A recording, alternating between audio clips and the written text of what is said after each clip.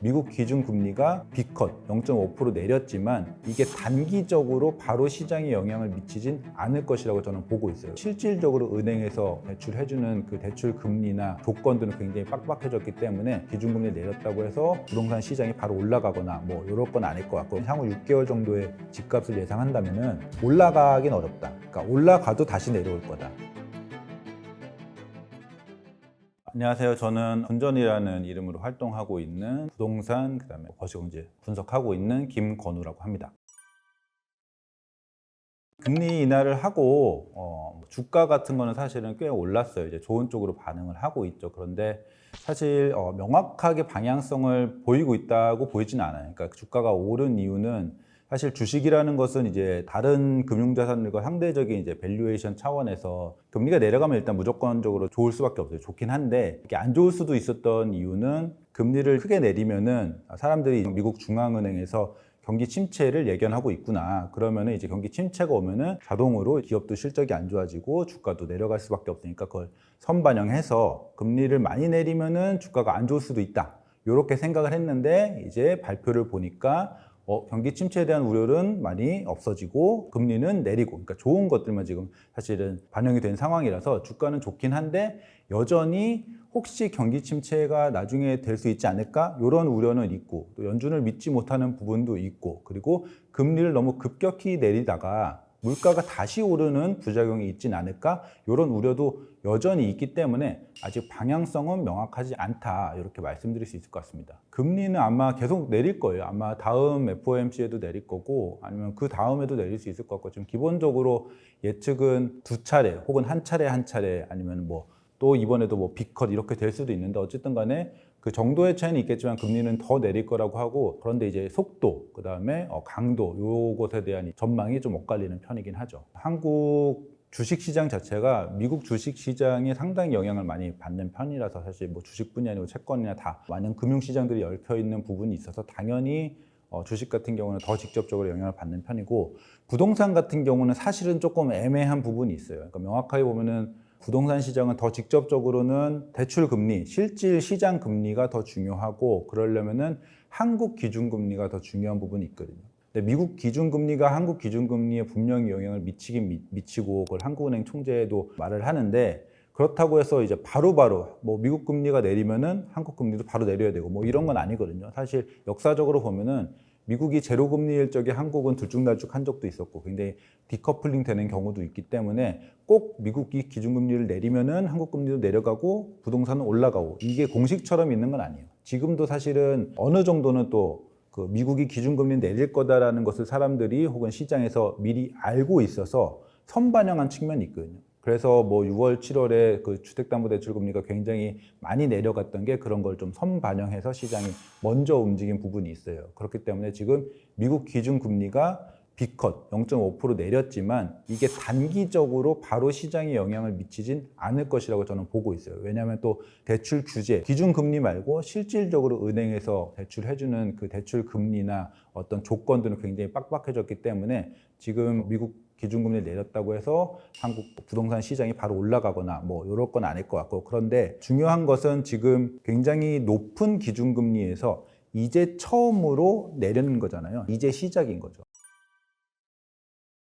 이번 정부 기준으로 보면은 사실은 올해 상반기 정도까지만 해도 제가 판단 혹은 평가하기로는 명확한 정책적 방향성이 없었다고 생각해요. 영향을 미쳤냐라고 물어보기에도 애매할 정도로 이번 정부의 부동산 정책은 명확한 방향성이 없었고, 정책을 펼쳤던 것은 거의 유일하게 기존에 지난 정부가 좀 과도하게 묶었던 정책들, 그때는 코로나로 과잉 유동성이 있었으니까 그것을 막기 위해서 예를 들면은 가격이 15억 이상이면 대출을 한 푼도 안 해준다거나 굉장히 좀 과잉이라고 평가받는 그런 규제들을 풀어준 거, 요 정도 외에는 사실은 명확한 부동산 정책 어떤 철학 이런 게 없었다고 보거든요. 그런데 이번에 새 국토부 장관이 취임을 하면서 정책을 좀 펼쳤어요. 8.8 대책이라고.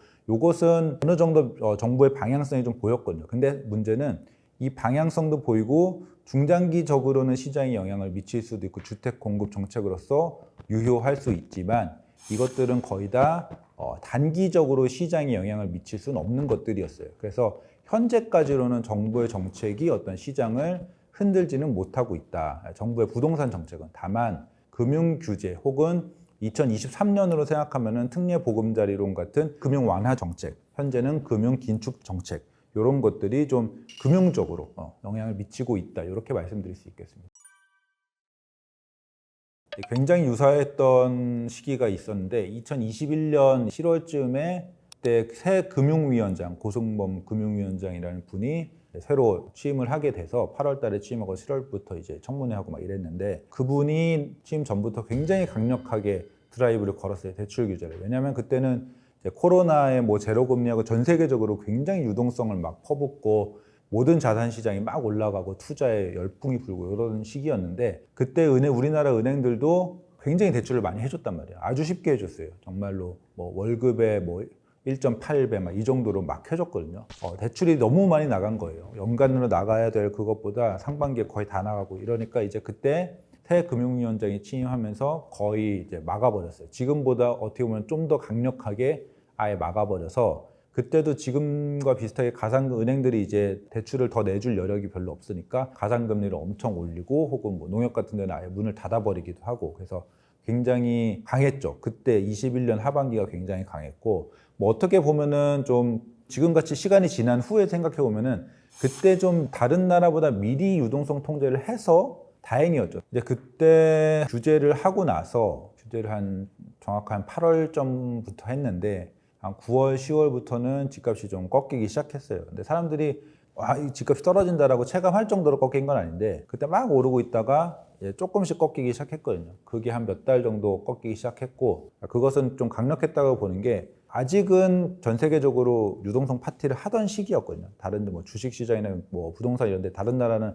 고점을 계속 찍어 나갔던 시기였는데 그것을 누르는 효과는 충분히 있었다 이렇게 말씀드릴 수 있겠습니다. 장담드릴 수는 없지만 제 뷰로는 그때 앞서 말씀드린 대로 대출 규제만으로 약간의 조정 그렇게 크진 않았거든요. 뭐 몇 프로 정도였는데 몇 달 동안에 약간의 조정이 왔던 그 정도의 흐름은 이번에도 반복이 될 수 있을 것 같아요. 실질적으로 지금도 서울 아파트 거래량 같은 게 7월 달에 고점을 찍었다가 감소를 하고 있는 어떤 흐름이거든요. 지금 8월, 9월 거래량 집계가 완료가 되진 않았지만 이렇게 흐름상 추정을 해보면은 7월의 고점 대비해서 9월의 거래량이 한 40% 정도는 이렇게 급감할 것 같아요. 거래가 급감했다라는 것은 아무래도 대출이 잘 안 나오고 또 대출을 안 해주니까 좀 심리도 좀 꺾이고 이러다 보니까 수요가 좀 줄었다라고 볼 수 있거든요. 그거를 뭐 명확하게 이렇게 되니까 반드시 집값이 엄청 떨어져 이렇게 말씀드릴 수 있는 건 아니지만 그래도 지금 굉장히 상반기와 한 7월까지 뜨거웠던 그런 시장 분위기는 좀 꺾일 수 있겠다. 그래서 저는 약간의 조정까지도 지역별로 차이는 있겠지만 가능할 수 있겠다. 이 정도는 생각하는데 그 이후에 이어진 그 폭락은 고금리 쇼크라는 게 있었던 상황이니까 별개로 생각하시면 될 것 같습니다. 정부 혹은 금융당국, 금감원, 금융위, 한국은행 이 정도로 이제 금융 쪽을 관할하는 그런 부처인데 특히 이제 직책자분들, 뭐 금감위원장님이나 한국은행장님 이런 분들은 계속 메시지는 냈어요.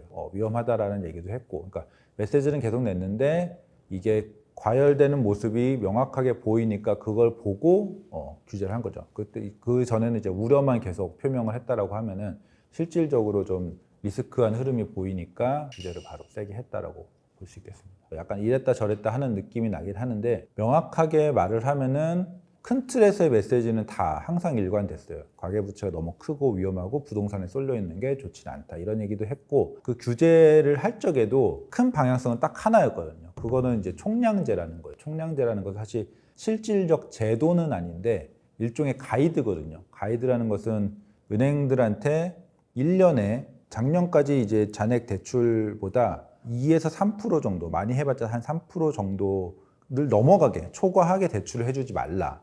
이게 이제 일종의 가이드였어요. 너무너무 대출이 계속 커지면 안 되니까 약간 일종의 우리나라 성장률이 지금 뭐 2에서 2.5%이 정도 올해 기준 한 2.5% 예상되니까 GDP 대비 대출 그 총량을 줄이는 게 지금 현재 금융당국의 목표거든요. 그러니까 GDP가 2.5% 정도 올라갈 것 같으니까 그거보다는 줄여라라는 그 가이드를 모든 은행들한테 가이드를 줬죠. 그런데 문제는 지금 이번에 이제 서울 부동산 시장이 좀 핫하면서 대출이 너무 많이 나간 거예요. 상반기 7월, 8월 이렇게 너무 많이 나간 거죠. 그래서 그 소위 말하는 총량 그 기준을 상반기에 이미 거의 80% 이상 채웠고, 그러다가 7월, 8월 넘어가니까 일부 은행들은 넘어버렸어요. 이미 넘어버렸어요. 그러다 보니까 오히려 대출이 한 푼도 나가면 안 되고 오히려 상환만 받아야 되고 총량제를 지키려면 그런 상황에서 지금 굉장히 곤란한 상황이거든요. 그래서 특히 금감원장의 메시지는 이랬다 저랬다 했다기보다는 명확하게는 한 개였어요. 총량제를 지켜라.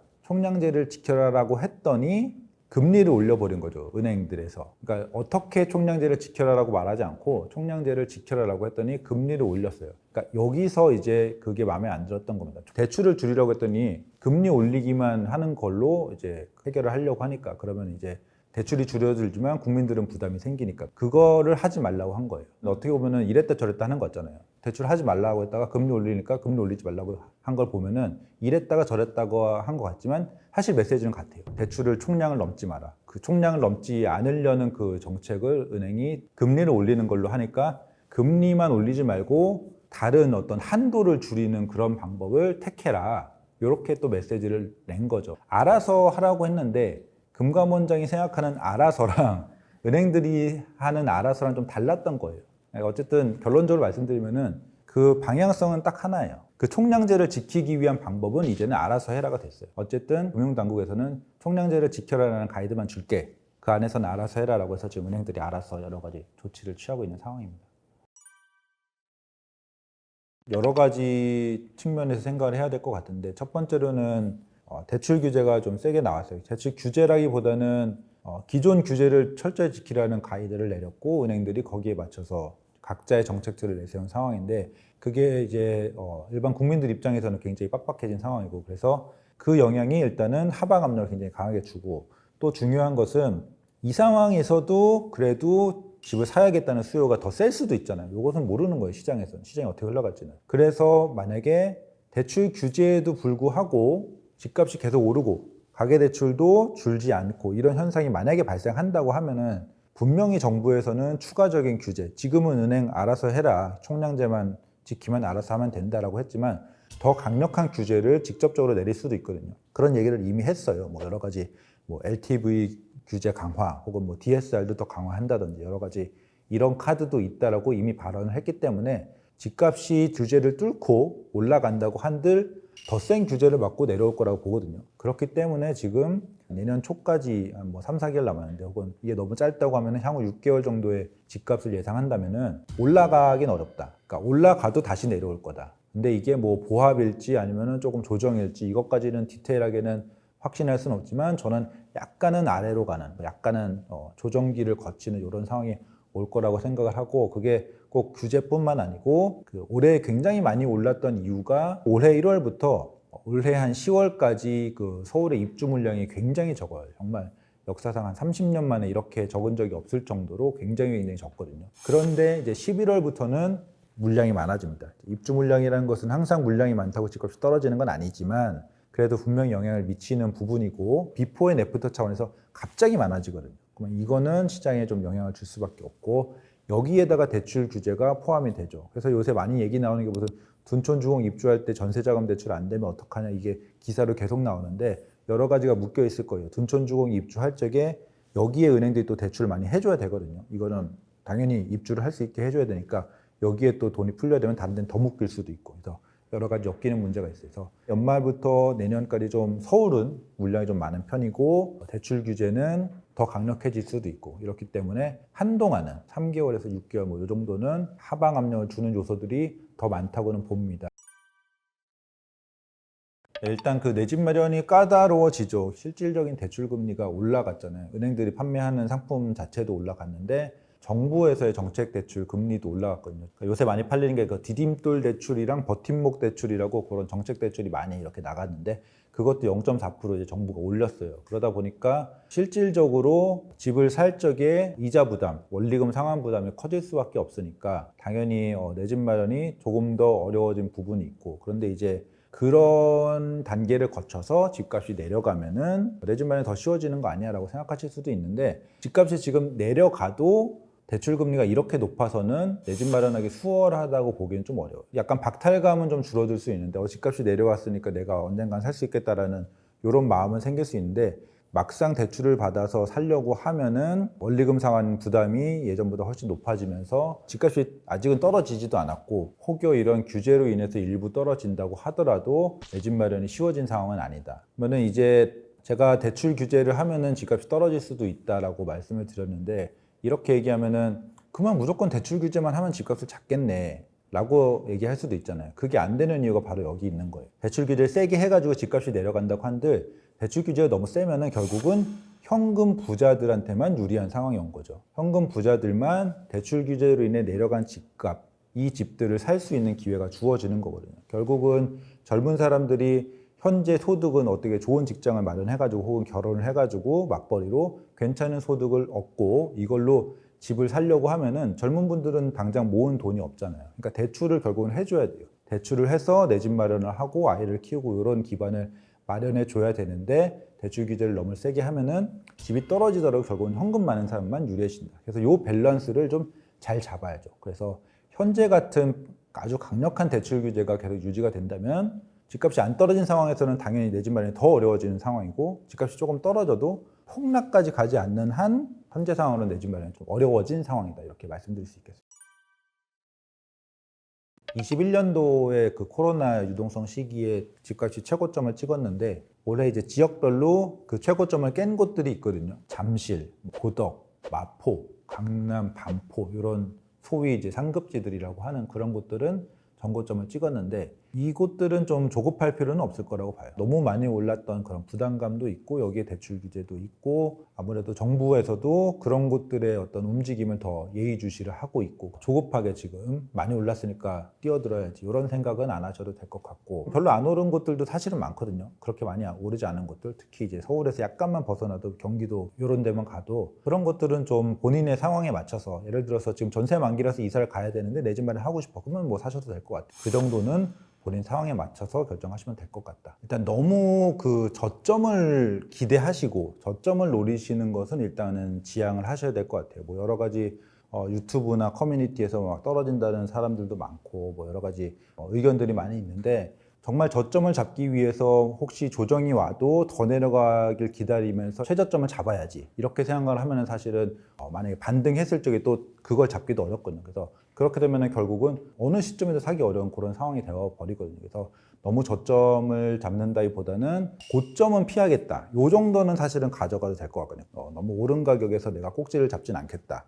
그런 측면에서 보면 현재는 부담스러운 동네들은 있어요. 전고점을 이미 깨버린 곳들이라든지 그런 곳들은 조급하게 보실 필요는 없을 것 같고 고점 대비 아직도 사실은 10%에서 20% 낮은 그런 곳들이 있거든요. 그런 곳들은 사실은 뭐 고점을 피하겠다 이런 차원에서는 나쁘지 않은 그런 타이밍이라고 보고 조금 젊은 분들 입장에서 보면은 가격은 앞서 말씀드린 정도의 타이밍을 보고 실질적으로는 그 실거주의 안정성 측면에서 많이 생각을 하시면 좋을 것 같아요. 그래서 본인들의 그 라이프 플랜 이런 거에 더 집중을 하고 가격 타이밍을 엄청나게 좋은 타이밍에 잡는다기보다는 주거비를 내가 이렇게 사서 감당할 수 있을지 요거 판단해 보시고 인구 감소 시기에도 정말 강남 이런 데뿐만 아니고 좀 수도권에 좀 괜찮은 뭐 역세권 이런 데라고 생각을 하면은 저는 집값이 어쨌든 물가 상승률 혹은 그 이상 정도로는 꾸준히 올라갈 수 있다라고는 생각을 해요. 그런 차원에서 보면은 사실은 집값이 오르고 내리고 이런 거에 집중하는 것보다 내 라이프 플랜 혹은 내 가족 플랜 이런 차원에서 봤을 적에